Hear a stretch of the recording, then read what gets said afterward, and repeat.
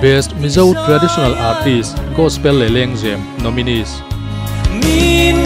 Silal Remruata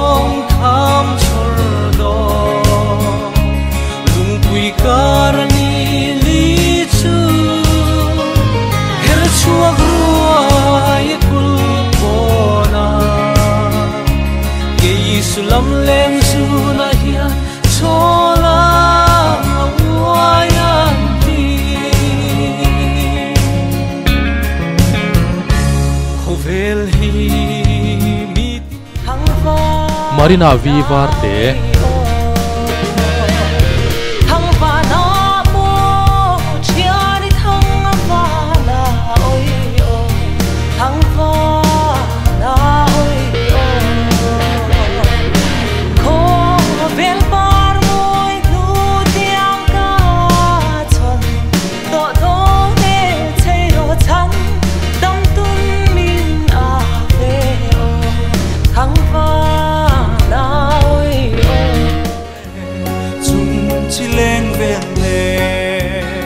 Ngurthansanga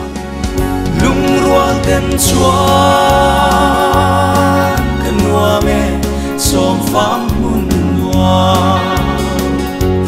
chal fa vang dur ni nem duai duai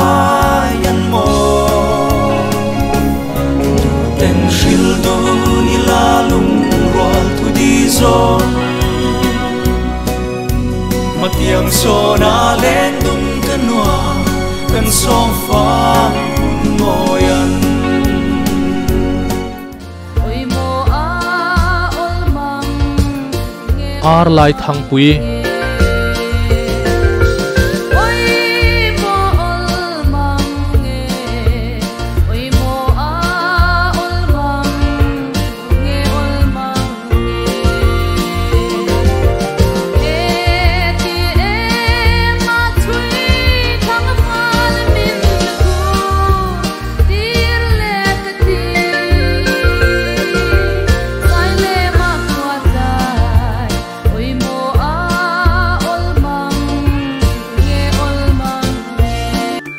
SANGKIMI KHIANGTE